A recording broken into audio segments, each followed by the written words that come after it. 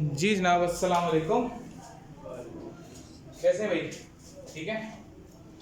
अच्छा जी, अब हमारी कहानी जो शुरू होने लगी है वो बेसिकली होने लगी है हमारी इसके ऊपर IFRS 15, revenue from contracts with customer. Customer से जब हम रेवेन्यू जनरेट करते हैं तो उसके ऊपर हम बात करने लगे। ठीक होगी ना कहानी? तो IFRS 15 ये कहाँ इस्तेमाल होता है? बेसिकली ट्रेडिंग या मैन्युफैक्चरिंग बिजनेस की सेल्स में इसका इस्तेमाल है। ठीक है ना?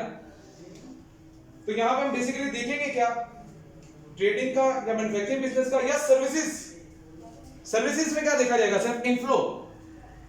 सर्विसेज में क्या बोलते हो? सर्विसेज में कोई प्रोडक्ट तो नहीं होती ना हमारे पास, तो उसकी रेवेन्यू कहां से देखी जाएगी? उसके इनफ्लो से, कि उसका इनफ्लो कितना आ रहा है वो हमारे क्या कहलाएगा? रेवेन्यू कहलाएगा।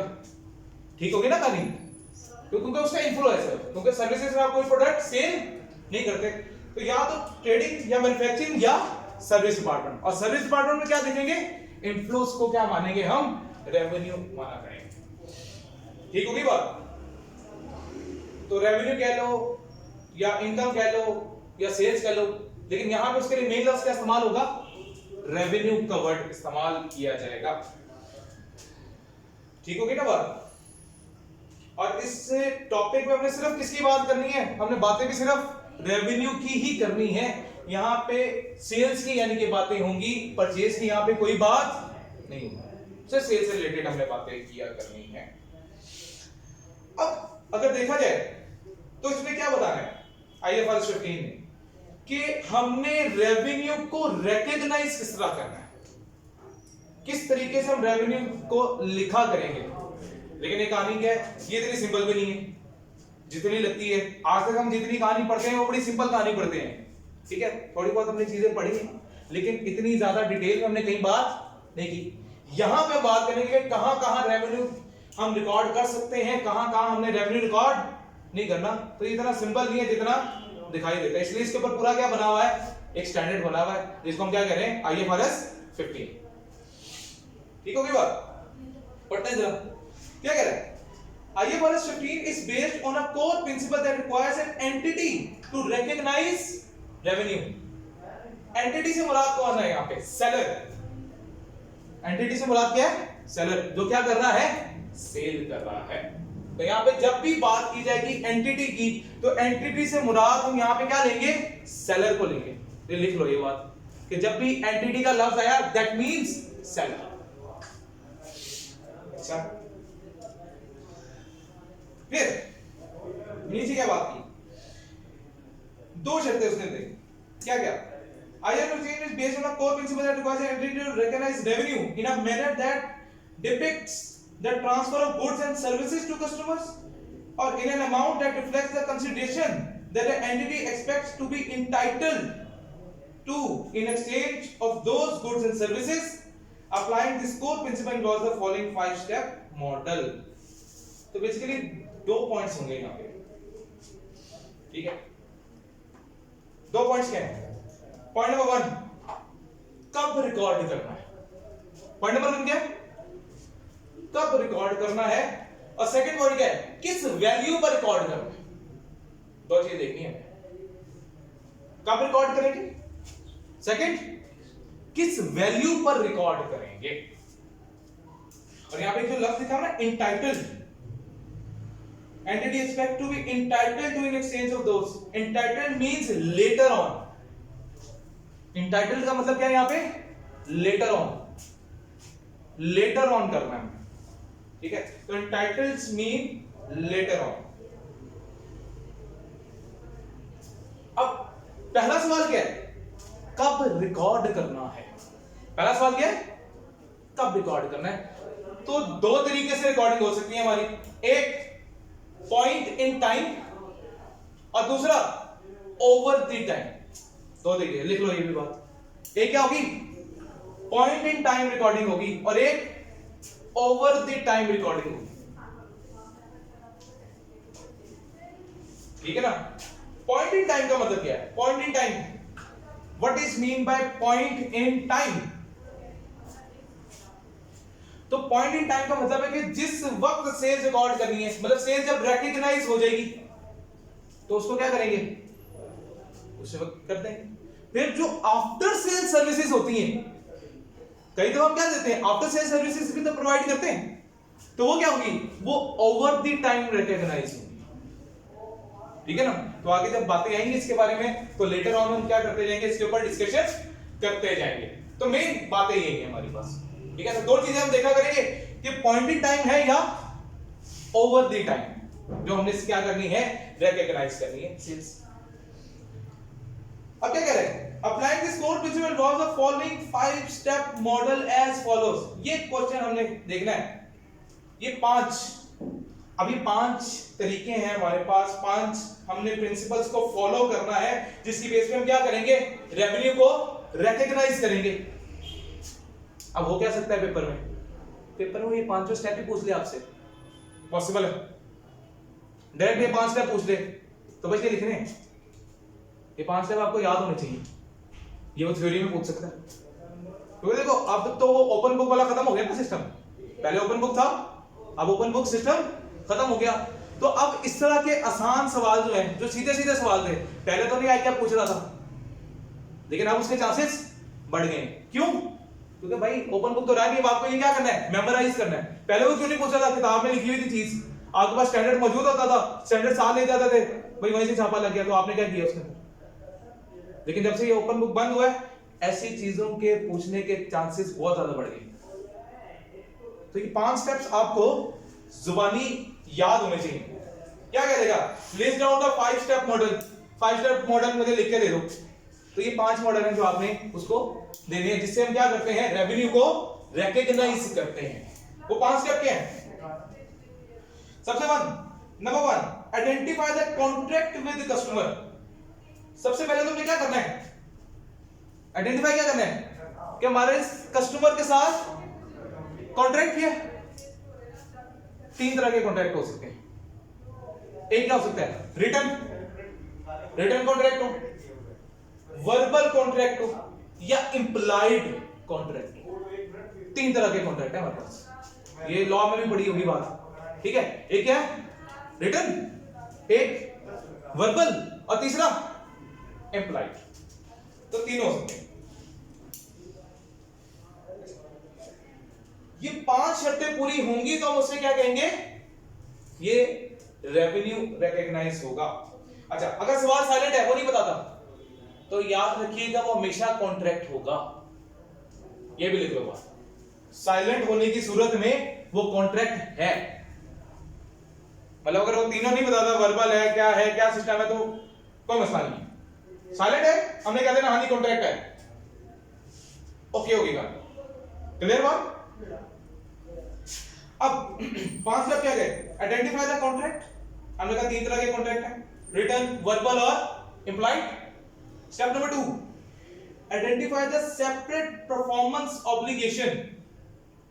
हमने ये देखना है कि परफॉर्मेंस ऑब्लिगेशन है, लाइक जैसे मैंने बात की कि क्या हो सकता है,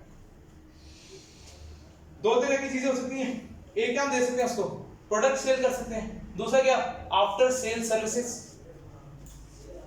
सेपरेट होगी ना, एक तो मैं प्रोडक्ट बेच रहा हूं, लाइक मैंने एसी बेचा, मैंने एसी बेचने के बाद क्या कह दिया, 1 साल की वारंटी है, इसमें अगर आपके एसी खराब हो जाए तो फ्री सर्विस है, आफ्टर सेल सर्विस है। तो इधर क्या हो गया, फिर 2 तरह की चीज है कि सेपरेट, क्या आगे हमारे पास, separate performance obligation. 2 performance obligation है मेरे पर, एक मैंने उसे प्रोडक्ट देना है, सेकंड मैंने उसको आफ्टर सेल्स सर्विसेज प्रोवाइड करनी है, तो दोनों चीजें हो सकती हैं। ठीक है, तो गुड्स भी हो सकती है और सर्विसेज भी हो सकती है। ठीक है, फिर क्या आ गया, अब परफॉर्मेंस ऑब्लिगेशन में क्या क्या चीजें हमारे पास है, एक हमने कहा एंटिटी, ठीक है, गुड्स और सर्विसेज प्रोवाइड करेगा। कस्टमर की ऑब्लिगेशन क्या, परफॉर्मेंस, ये तो किसकी तरफ से है परफॉर्मेंस ऑब्लिगेशन, सेलर की तरफ से ना, कि उसने गुड्स डिलीवर करनी है और सर्विसेज प्रोवाइड करनी है। कस्टमर की तरफ से क्या है, कस्टमर की तरफ से कि उसने कंसीडरेशन पे करनी है, ये उसके बाद परफॉर्मेंस ऑब्लिगेशन है। तो परफॉर्मेंस ऑब्लिगेशन 2 तरफ से देखेंगे, सेलर की तरफ से भी और कस्टमर की तरफ से भी। सेलर की तरफ से क्या हो गया, गुड्स एंड सर्विसेज, ठीक हो गया। कस्टमर की तरफ से क्या हो गया, कंसिडरेशन। अब कंसिडरेशन किस किस तरह से भी हो सकती है, इसमें कई सारे मेथड हैं। कैश में हो सकता है, ठीक है, फिक्स एसेट की सूरत में हो सकता है, शेयर्स की सूरत में हो सकता है, किसी भी सूरत में हो सकती है कंसिडरेशन, ठीक है। कोई आपने वैसे कोई वादा कर लिया उससे कि आप कोई उसे सर्विसेज प्रोवाइड करोगे उसके बदले, तो वो भी हो सकता है। तो there can be any mode of consideration. तो कंसिडरेशन के भी 3-4 मोड है हमारे पास, बल्कि इससे ज्यादा है। ये मेन डिस्कस करेंगे, मेन ये पूछ सकता है, फिक्स एसेट के बदले हो सकता है, शेयर्स के बदले हो सकता है, कैश के बदले हो सकता है, कोई आपके प्रॉमिस के बदले हो सकता है। क्लियर हो गई ना कहानी? फिर क्या आ गया next, determine the transaction price. Transaction price फिर आइडेंटिफाई करनी है। इसका मतलब क्या, कंसीडरेशन वैल्यू, कंसीडरेशन की वैल्यू क्या है ये मुझे आइडेंटिफाई करनी है। फिर third, fourth, allocate the transaction price. Allocate करेंगे हम ट्रांजैक्शन प्राइस को, किसमें, परफॉर्मेंस ऑब्लिगेशंस में। अगर तो मेरे पास एक ही ऑब्लिगेशन है तो सारा का सारा उसी को चला जाएगा, लेकिन अगर एक से ज्यादा परफॉर्मेंस ऑब्लिगेशंस है तो मुझे क्या करना पड़ेगा, उन पैसों को बांटना पड़ेगा अमंग दी परफॉर्मेंस ऑब्लिगेशंस। ठीक होगी ना कहानी? फिर ये नहीं करेंगे कि सारा का सारा, फिर हम परफॉर्मेंस ऑब्लिगेशन में इसको क्या कर देंगे, बांट देंगे। बात क्लियर? अच्छा, तो इसके लिए लिख भी लो थोड़ा सा कि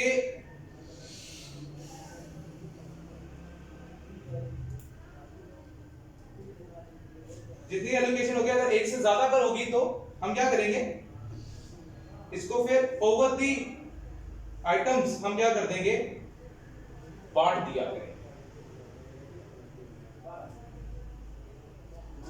और इसको रिकॉर्ड कब किया जाएगा, जब परफॉर्मेंस ऑब्लिगेशन पूरी हो जाए। क्योंकि बांट दिया ना मैंने दोस्तों में, अगर एलोकेशन करनी पड़ी तो एलोकेशन कर दी, किसमें, गुड्स और सर्विसेज में।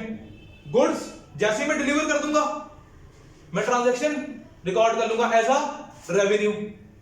लेकिन जितनी परफॉर्मेंस ऑब्लिगेशंस होगी मेरे पर, वो तो ओवर दी टाइम होगी, वो तो मैं टाइम पे उस साथ साथ कंप्लीट होगा मेरा काम, तो वो ओवर दी टाइम में रेवेन्यू रिकॉग्नाइज करूंगा। इतनी देर वो क्या बन जाएगी, कॉन्ट्रैक्ट लायबिलिटी। अगर याद हो FR1 में मैंने बताई थी ये बात, कॉन्ट्रैक्ट लायबिलिटी ये होती थी करंट एसेट, क्या टॉपिक में आया था और मैंने वहां पे लिखा था कॉन्ट्रैक्ट लायबिलिटी। तो आपने क्या लेना है, कैश फ्लो में पढ़ाया था, जहां तक मुझे याद है कैश फ्लो के अंदर हमने इसके बारे में बात की थी, कॉन्ट्रैक्ट लायबिलिटी के बारे में। उसमें एक सवाल आया था जिसके अंदर उसने कॉन्ट्रैक्ट लायबिलिटी दी थी, तो ये उसके अंदर मैंने कराई थी बात, कैश फ्लो के सवाल। तो आज जरा उसकी डिटेल में आ गई बात। कॉन्ट्रैक्ट लायबिलिटी क्या थी कि उसके साथ लिखवाया भी था कि जब हम अपने कस्टमर्स के साथ क्या कर लें, उधार कर लें, कस्टमर के साथ क्या कर लें, उधार कर लें। ये बात मैंने कैश फ्लो में लिखवाई थी FR1 के अंदर। तो वही बात आने लगी है, ये किस्म का क्या है, मेरे को उधार है, लायबिलिटी है मेरे को, कि मैंने उससे पैसा ले लिया लेकिन मैंने उसको अभी सर्विसेज प्रोवाइड करनी है, तो मेरी क्या बन जाएगी, कॉन्ट्रैक्ट लायबिलिटी बन जाएगी। कहानी क्लियर? तो जितने भी कॉन्ट्रैक्ट लायबिलिटी के बदले मुझे पैसे मिलेंगे, क्या रिकॉर्ड करूंगा, cash debit, contract liability credit. और जैसे जैसे वो कॉन्ट्रैक्ट लायबिलिटी होती जाएगी पूरी, वैसे वैसे कॉन्ट्रैक्ट लायबिलिटी डेबिट करता जाऊंगा और रेवेन्यू को क्रेडिट करता जाऊंगा। ये वाली कहानी क्लियर? कोई मसला?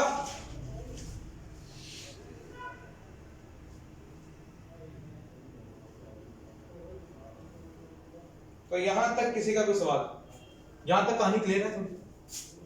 अब आते हैं कुछ एग्जांपल्स देख लेते हैं और एग्जांपल से बातों को समझने की कोशिश करते हैं कि भाई हमने रेवेन्यू को रिकॉर्ड किस तरीके से करना है। एग्जांपल नंबर 1 क्या कह रहा है, रिक्वायरमेंट क्या है, apply the 5 step model on above arrangement for the year ended 31 दिसंबर 2007। क्या कह रहा है, on 1 November 2007 Shahid received an order from a customer for 30 computers as well as 12 month a technical support for computers. कितनी application नजर है यहाँ पे? दो कंप्यूटर्स भी खरीद रहा हूं और कंप्यूटर्स के बाद वो आफ्टर सेल सर्विसेज भी प्रोवाइड करेगा। कितने महीने तक? 12 महीने तक। Shahid delivers the computer and transfer the legal title to the customer on the same day. ठीक है, the customer paid 25,000 upfront and the customer sells for 20, the computer sells for 20,000 and the annual technical support sells for 5,000. अब सबसे पहले तो identify करना है contract है, contract हुआ है, बिल्कुल हुआ है। There is a contract between Shahid and customer for the provision of goods and services. Step number 2, identify the separate performance obligation.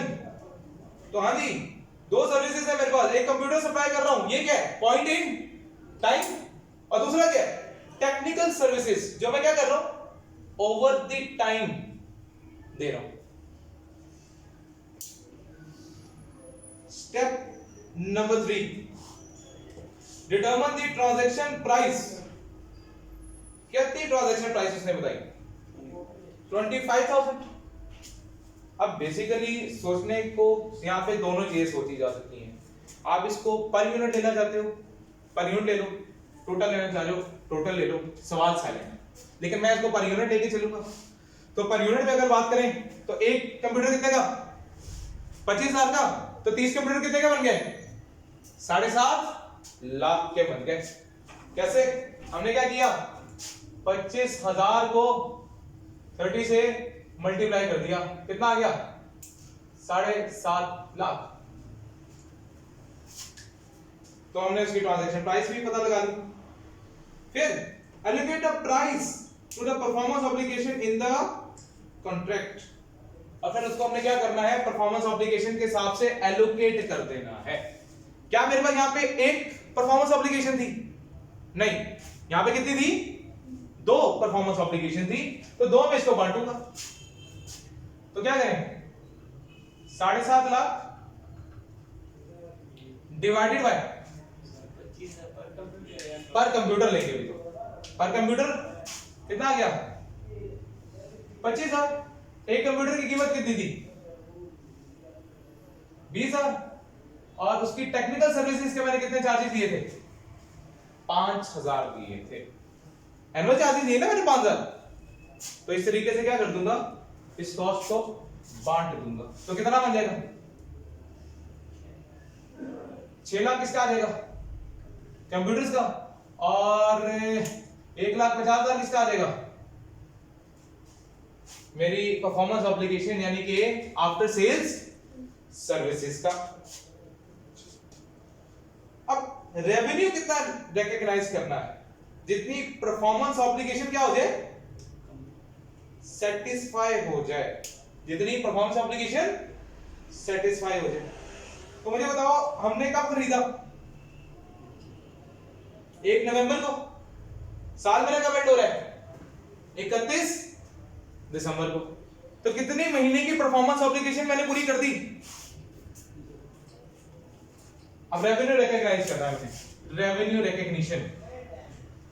तो 6 लाख तो सीधी सीधी हो जाएगी, क्योंकि ये तो उसी टाइम मैंने क्या कर दिया था? डिलीवर। 6 लाख का रेवेन्यू ये आ गया, प्लस 1,50,000 रुपए लिए थे मैंने कितने अरसे के? 12 महीने के। लेकिन अभी तक मेरे साथ में कितने महीने गुजरे? 2। तो इंटू 2/12।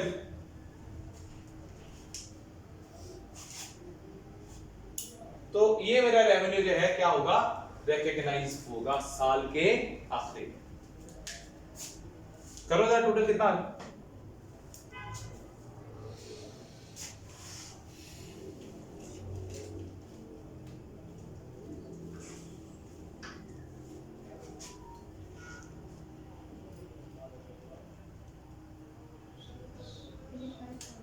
20।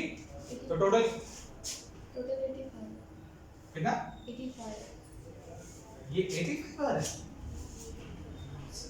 क्या हो गया? नहीं आ सकते। 1.5 लाख को 6 पे डिवाइड कर दो बेटा, सिंपल। 25,000। हाँ, टोटल कितना हो गया? 6,25,000।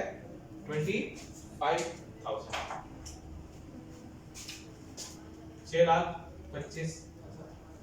ये रेवेन्यू जो है मैं साल के आखिर में क्या करूंगा? रिकॉग्नाइज।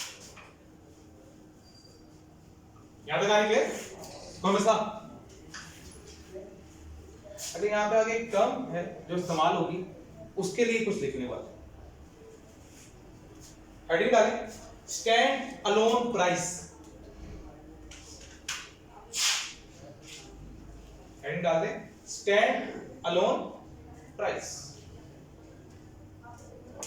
स्टैंड अलोन प्राइस क्या है? ऐसी कोई भी आइटम है जिस पर, लिख लो, लिखनी पर, ऐसी कोई भी आइटम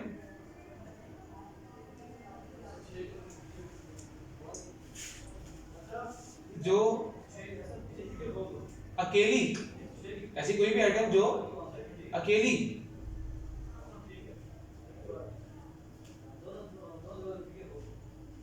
जिस प्राइस पर मार्केट में सेल होगी,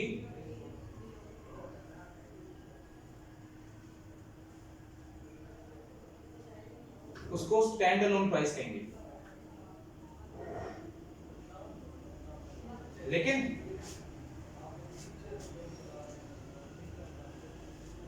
अगर उसमें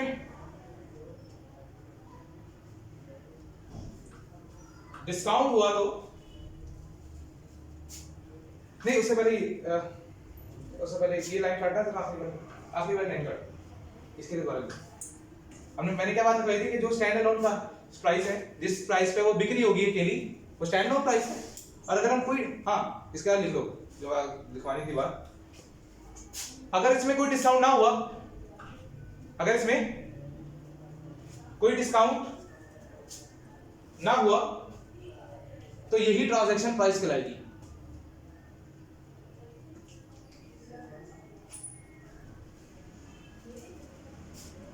लेकिन अगर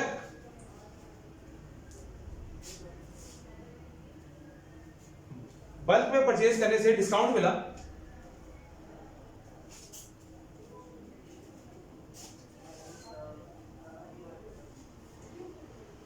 तो फिर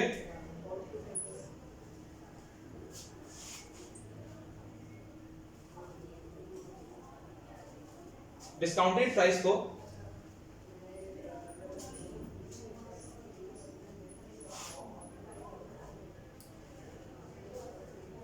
स्टैंड अलोन प्राइस के मुताबिक, यानी कि उसकी रेशियो में बांटा जाएगा।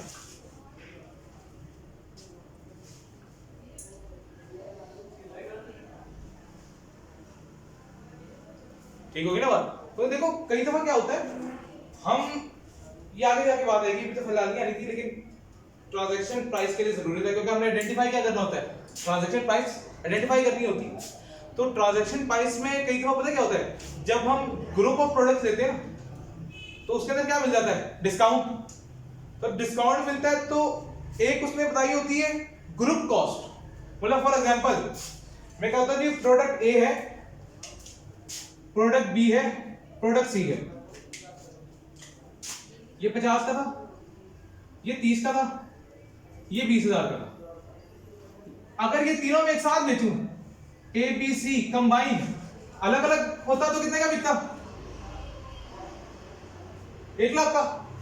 कंबाइन बेचूंगा ना, तीनों इकट्ठे को खरीदे तो ये मैं 80,000 के बेच दूंगा। अब मुझे हर एक की कॉस्ट लहदा करनी है, ये तो उसने कंबाइन कॉस्ट बता दी ना, तो मुझे क्या करना पड़ेगा? स्टैंड अलोन प्राइस के मुताबिक इस डिस्काउंटेड प्राइस को बांटूंगा, उसकी रेशियो से बांटा जाएगा। लाइक फॉर एग्जांपल मैं क्या करूंगा, 80,000 डिवाइडेड बाय 1 लाख इंटू पहले कितना था 50, दूसरे का 30, तीसरे का 20। तो इस रेशियो से मैं क्या करूंगा? इसको बांट दूंगा।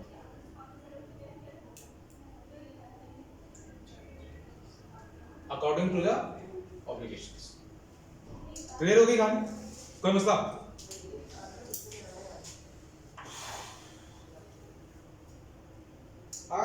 आगे चलते हैं।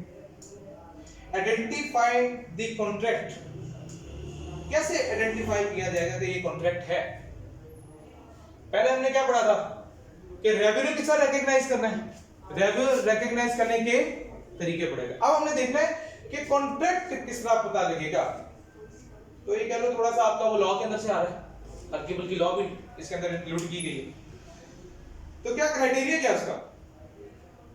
According to IFRS 15 para 9 and 10, a contract is an agreement between two or more parties that create enforceable rights. Enforceable rights का मतलब क्या है? जिसको कोर्ट में चैलेंज किया जा सके, जिसको कोर्ट में चैलेंज किया जा सके। And obligations, enforceability of the rights and obligations in a contract is a matter of law. The contract may be written, oral or implied by entity customary business practices. A contract does not exist if each party has an enforceable right to terminate a wholly unperformed contract without compensating the other party. अगर हम इसको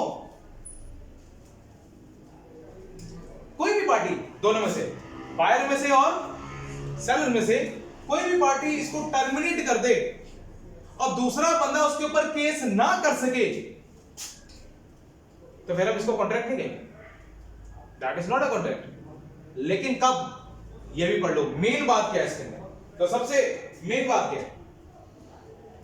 A contract does not exist if each party has an enforceable right to terminate a wholly unperformed contract. Main लफ्ज क्या है?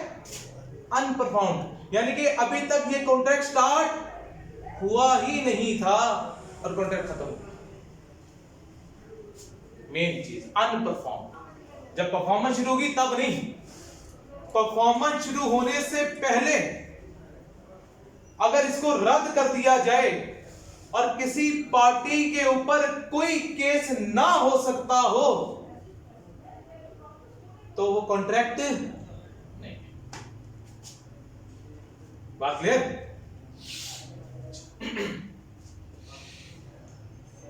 An entity shall account for a contract with a customer under IFRS 15 only when all of the following criteria are met. ये कौन से criteria है? ये कौन से क्राइटेरिया है? ये भी 5 ही हैं,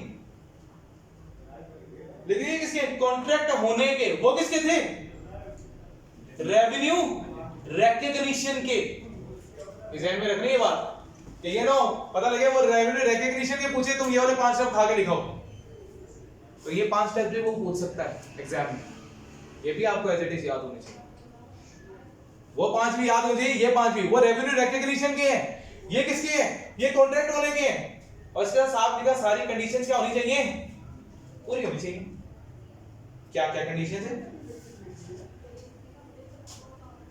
The party to the contract have approved the contract in writing, orally or as a customary business and are committed to perform their respective obligation. तो वो अपने obligations क्या कर रहा है? Second step क्या है? The entity can identify each party rights regarding the goods and services to be transferred. हमने rights को देखना है कि rights हैं उनके goods and services ट्रांसफर होने के, क्या उनके rights ट्रांसफर हो रहे हैं?